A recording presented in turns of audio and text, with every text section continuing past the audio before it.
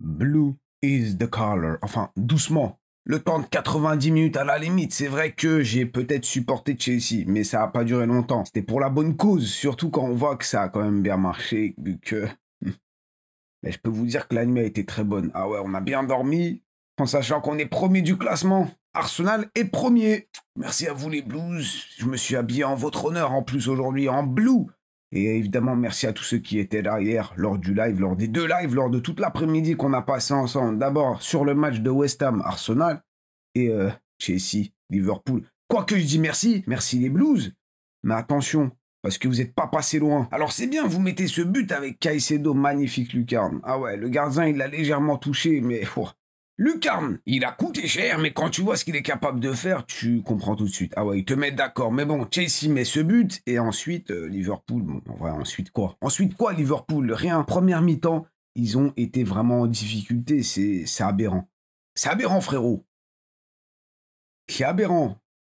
Ils parlent pas comme ça. Ils avaient tout simplement du mal à jouer, en fait. Ils avaient du mal à attaquer, à se mettre en position, frapper. Je crois qu'ils ont à peine frappé une ou deux frappes en première mi-temps. C'est quand même très très faible pour une équipe comme Liverpool. Ah ouais, ils nous ont quand même habitués à un peu mieux. Et bon, dans le live, notamment, il y a des gens qui sont pas du tout fans de Slot. Et quand tu vois ce que Liverpool fait ces derniers temps, il faut qu'ils cherchent, il faut qu'ils trouvent la solution. Parce que là, c'est quand même très compliqué. T'as les joueurs, mais t'as l'impression que tout ça colle pas trop bien ensemble. Chelsea, eux, le club de mon cœur. On en a déjà parlé, bref. Eux, j'ai quand même bien aimé leur façon de jouer, en vrai. J'ai bien aimé Malo Gusto qui venait au numéro 10 avec Enzo Fernandez. Ça permutait, ça bougeait beaucoup, c'était assez intéressant. Devant, évidemment, João Pedro, j'ai bien aimé. Enfin, j'aime bien sa façon de s'enrouler autour de la balle, de garder le ballon. Il est très bon par rapport à ça. Après, c'est pas vraiment un numéro 9. Il est meilleur quand même en numéro 10, en numéro 9,5 si ça existe, je sais pas. Alejandro Garnacho à gauche, l'un des meilleurs, si ce n'est le meilleur ailier gauche. Imaginez, il venait à Arsenal. C'est dommage, ouais, on s'est privé d'un si grand talent. Mais bon, dans ce match, il a fait ce qu'il avait à faire. Il n'était pas si mauvais, ça va. Ça va. Globalement, Chelsea a fait un match assez solide, on va dire. Même Robert Sanchez, il n'a pas fait de bêtises, donc c'est que ça s'est quand même plutôt bien passé. Mais bon, ça s'est bien passé jusqu'au moment où tu perds quand même tes deux défenseurs centraux, Achapong et Badiachil. Déjà que, bon, Fofana, il n'est pas là. T'as qui d'autre? Colwill, il n'est pas là. T'as Chalobah qui a pris un carton rouge, donc il n'est pas là non plus. Et tu te retrouves avec Joël Atto, qui de base est plus un latéral gauche qui est obligé de venir. Et bon, bref, tu es obligé de bricoler. Déjà qu'ils se retrouvent avec deux gardiens sur leur banc. Là, je sais pas s'il y en a un troisième de disponible pour le prochain match, parce que là, c'est pire qu'à Arsenal. Ouais, tous blessés, ils sont tous blessés. Même Maresca. Et d'ailleurs, il a pris un carton rouge en fin de match. Donc ça continue, ça fait quoi? 4-5 matchs de suite qu'ils ont pris un carton rouge. Bon, cette fois-ci, c'est pas un joueur. Alors que Liverpool, est-ce qu'on remet un coup encore dessus? Parce que, encore une fois, offensivement, c'est compliqué. Défensivement, heureusement qu'il y a Van Dijk. Au milieu, t'as Gravenberch, t'as Gakpo qui d'ailleurs a marqué ce but grâce à quand même un très très joli contrôle d'Alexander Isak, magnifique. Gakpo, il a juste à la mettre dedans, il le fait et ça fait 1-1 pour bon, Chelsea-Liverpool et nous, on est là. You had one job. T'avais un travail, un boulot à faire, Chelsea. On vous supporte pour une fois, on est de tout cœur avec vous. Et vous n'êtes pas capable de tenir un score. En vrai, nous, on a perdu contre eux, donc c'est pire. Mais bon, là, il reste 30 minutes à jouer. 30 minutes plus le temps additionnel, le slot time, le money time, le Fergie time, tout ça. Et on se dit, ils vont pas tenir. Mais non, c'est pas possible. Comment est-ce qu'ils vont tenir? Surtout que bon... Il y a eu un péno qui aurait dû peut-être être sifflé. Encore Szoboszlai, déjà qu'il a offert un péno au Galatasaray. Là, en vrai, il y a quand même cette poussette. Hein. À la main, il y a ce mouvement. Alors, je sais pas comment la VAR est pas revenu dessus. Sûrement qu'ils ont dû dire que c'était pas une faute manifeste de pas siffler. Je sais pas du tout. Mais bon, allez, il faut tenir. Il faut tenir et surtout que Chelsea, ils ont quand même une occasion avec Enzo Fernandez de la tête et ça tape le poteau à bout pourtant. Pourquoi? Surtout qu'entre-temps, t'as Slot qui a fait des changements. Il a enlevé Konaté, il a mis Gravenberch en défense centrale, il a enlevé Bradley, il a mis Szoboszlai latéral droit, il a fait ci, il a fait ça. Bon, il a fait rentrer Robertson, il a enlevé Kerkez. Ouais, je sais pas, il a essayé, bon. Ça là aussi, je comprends pas. Qu'est-ce qui lui est arrivé? Depuis qu'il a signé son contrat, c'est limite plus le même. Peut-être que, bon, c'était juste une question de contrat et là, c'est bon, tranquille. Je sais pas, il rate des trucs que normalement, le mot Salah du début de saison de la semaine dernière... Non, de la semaine dernière, non. La saison dernière. Bref, l'ancien Salah, il aurait mis, repique dans l'axe, frappe du gauche, la balle, elle s'est envolée. Pire que la frappe de Saka face à West Ham ou Gyökeres face à l'Olympiakos. Plus loin, ça s'est envolé et ça vole encore, je pense. Pas un bon match, en vrai, qui fait un bon match? Florian Wirtz qui est rentré à la mi-temps, non? Mais je vais vous dire qui fait un bon match, une belle entrée surtout.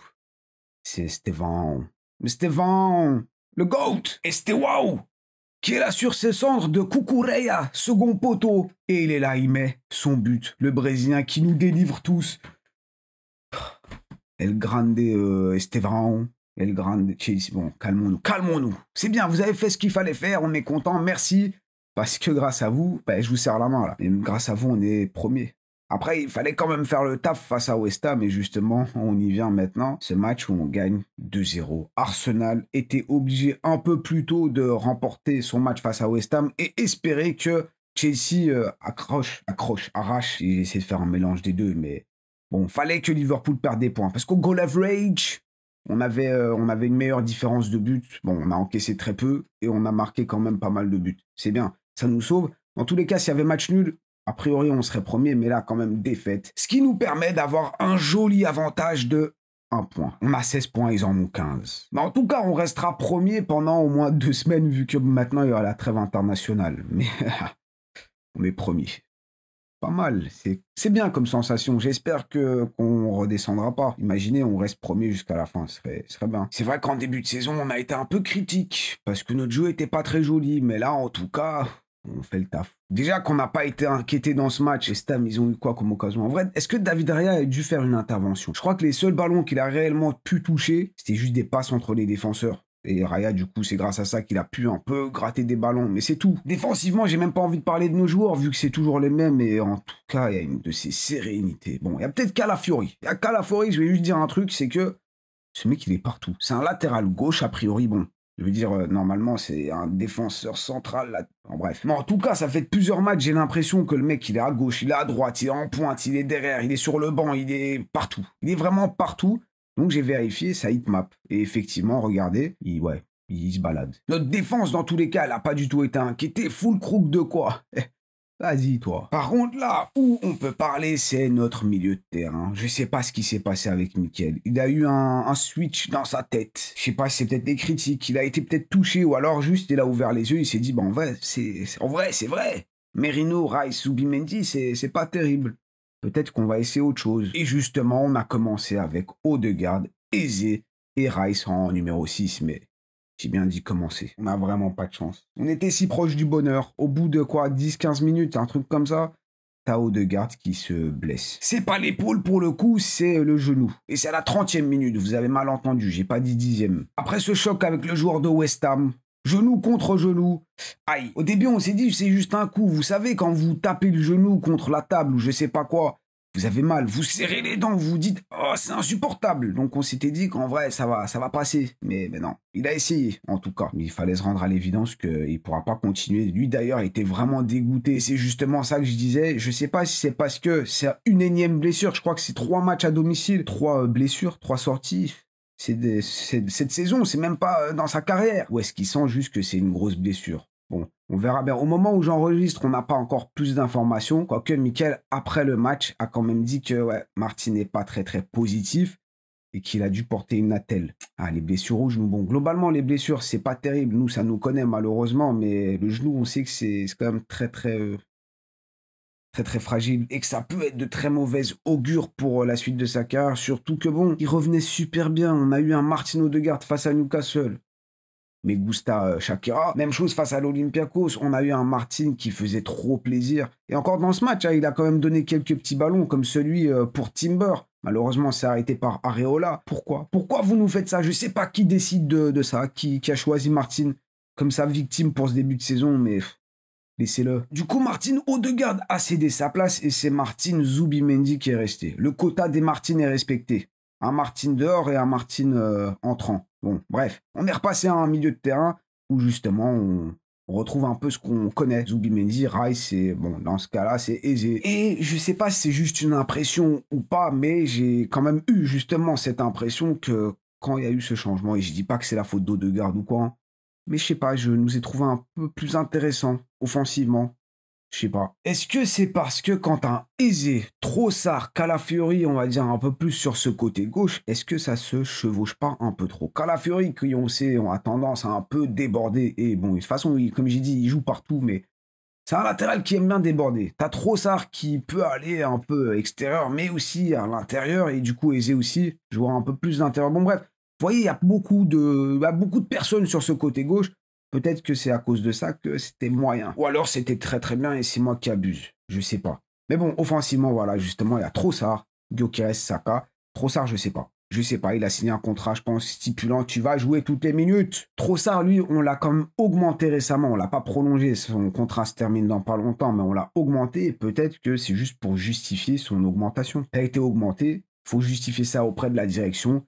Tu vas beaucoup plus jouer. Je sais pas du tout. Peut-être que ça n'a aucun rapport. Il faut juste attendre le retour de Madueke. Et justement, Madueke, je trouve qu'il nous manque ce joueur. Je trouve que justement, il nous manque ce joueur percutant. Saka, évidemment, c'est notre petit chouchou. On l'aime bien. Certains disent qu'il progresse plus trop. Certains disent qu'il régresse carrément. Je suis d'accord qu'il manque un petit truc. Il fait ses choses, évidemment. Il garde la balle. Il est bon à ça. Il est aussi capable de glisser des bons petits ballons dans le bon espace et tout. Mais quand même, t'en attends peut-être un peu plus, heureusement qu'il y a ce but qui le sauve. Bon, encore une fois, on y revient dans un instant. Et puis, Gyökeres. Gyökeres, je suis pas fan. Je suis pas fan. Enfin, sur ce match, je suis pas fan parce que, autant face à Newcastle, face à l'Olympiakos, j'ai trouvé quand même qu'il se battait plutôt bien avec les défenseurs. Autant là, je trouve qu'il a quand même perdu beaucoup de duels. Sur ses petites remises, vous voyez, quand il redescend, il essaie de prendre la balle ou quoi. Il y a beaucoup de déchets en vrai. Pas mal de déchets. Je dis pas que c'est parfait et ça se voit dans son ADN. C'est un gars qui est normalement est censé être là pour marquer des buts. Quoique, à un moment donné, t'as Rice quand même qui te fait un beau centre et t'étais pas là. Où t'étais? Ah ouais, malheureusement, sur cette occasion, il était en retard. Mais bon, ce match, j'ai pas trop apprécié. Encore une fois, évidemment, bon, il manque toujours ce but. On l'attend, c'est vraiment important. Et petite stat qu'on m'a fait remarquer pendant le live. Vous voyez le Caicedo, là, qui a marqué un très beau but, une très belle lucarne. Il a le même nombre de buts que Gyökeres. 3. Je l'ai dit, ces derniers temps, j'aimais bien ses performances malgré le manque de buts. On voyait quand même qu'il s'intégrait de mieux en mieux dans cette équipe, mais là, dans ce match, j'ai un peu moins apprécié. Mais bon, au global, un match sous contrôle, même si quand même pendant longtemps, on a dû attendre ce premier but. Juste avant la fin de la première mi-temps, Declan Rice qui met ce but contre son ancien club. Je crois qu'actuellement, ça fait 2 buts et 2 passes décisives contre West Ham. Et c'est peut-être pas pour un qui se fait siffler par les supporters de West Ham. Bah, c'est dommage ça par contre. Il vous a quand même rapporté une Conference League, vous le sifflez. Mais bon, il marque un but, c'est bien fait pour vous. Zubimendi, très belle passe pour Eze. Eze frappe, bon, c'est arrêté par Areola. Declan Rice qui suit bien et c'est 1-0 pour Arsenal. Yes sir. Yes sir, Declan Rice qui fait quand même un très gros match. Il finit, je crois, homme du match en même temps. À un moment donné, il trouve une très belle passe pour Bukayo Saka. Bukayo Saka qui l'a fini. Malheureusement, il était hors jeu. Mais une très belle passe quand même. Petite inquiétude par contre par rapport à Declan Rice. Bon, pour l'instant, il n'y a pas d'informations, mais en fin de match, il est sorti en indiquant sa hanche sur une chute. Je sais pas, il montrait ça, genre en mode peut-être son fémur qui est sorti. Je sais pas, je suis pas spécialiste. Mais en tout cas, j'espère que c'est rien de grave. Il manquerait plus que ça. Odegaard et Rice, plus tous ceux qui le veulent, enfin tous les autres blessés là, les Havertz, les Jesus, il y a qui d'autre? Madueke, bon, il y a Hincapié qui devrait être de retour après la trêve, peut-être Madueke aussi, mais laissez-nous tranquilles, vraiment. On rentre au vestiaire, quoique juste avant la fin de la première mi-temps, et à Calafiori qui tape le poteau. Et puis ça vient taper le dos d'Areola, malheureusement il n'y avait personne pour la mettre au fond. Gyökeres, t'étais où?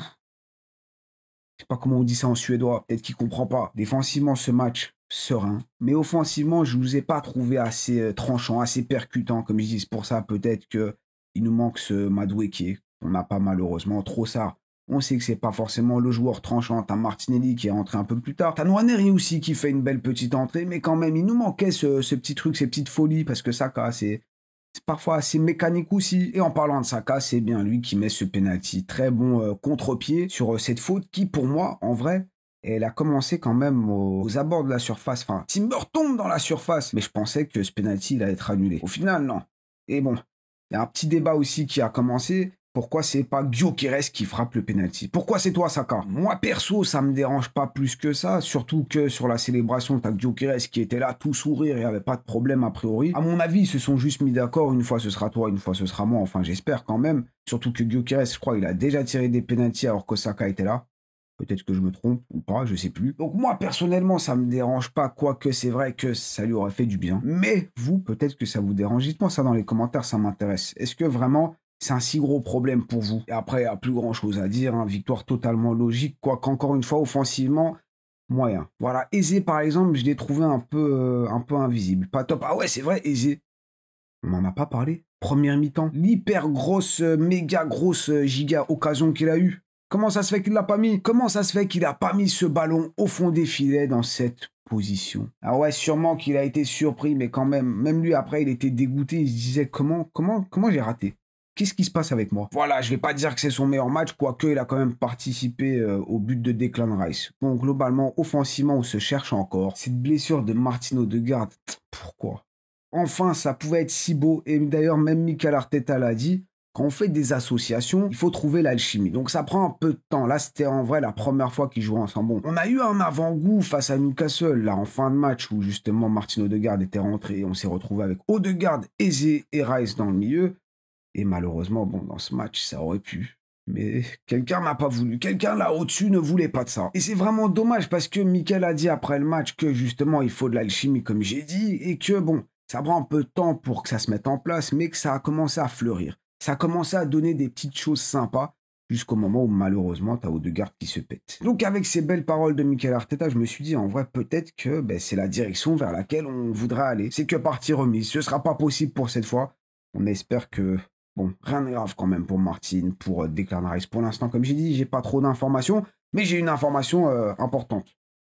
Vous le savez, on est premier. Voilà. Giga information, elle est trop bien. On se retrouve malheureusement sur les terrains dans 2 semaines. Ouais, parce qu'il y a cette trêve internationale. Vraiment, pourquoi vous nous faites ça? Et après, en novembre, il y en aura encore une. Bon, de toute façon, on va se retrouver encore pour des vidéos. J'ai des petites idées. Vous inquiétez pas. Mais bon, il va falloir attendre. Tout simplement pour voir les matchs d'Arsenal. Merci à vous d'avoir été là. N'hésitez pas à partager cette belle expérience qu'on a vécue samedi après-midi. Face à West Ham, on a gagné. Et là... Chelsea qui bat Liverpool. Ça fait plaisir. Mettez tout ce que vous avez pensé de ce match, évidemment. Est-ce que vous vous montrez quand même patient avec Gyökeres ou vous commencez à sonner l'alarme? Je sais pas, j'essaie de trouver une expression. Bref, vous avez compris. Dites-moi tout ce que vous avez sur le cœur de quelqu'un qui est premier au classement. Bon, je force, désolé. Ah ouais, aussi, qu'est-ce que vous avez pensé de notre attaque dans ce match? Je suis quand même curieux. Peut-être que c'est juste moi qui n'étais pas trop fan. Peut-être que j'ai pas vu certaines choses. Donc, dites-moi tout ça dans les commentaires. Évidemment, prenez soin de vous. Prenez soin de vos proches et on se voit très très vite. Vous inquiétez pas. Pas de match, mais il y aura des vidéos. Tranquille, tranquille. Allez, prenez soin de vous et n'oubliez pas le petit triplé, like, commentaire et abonnez-vous si ce n'est pas encore fait.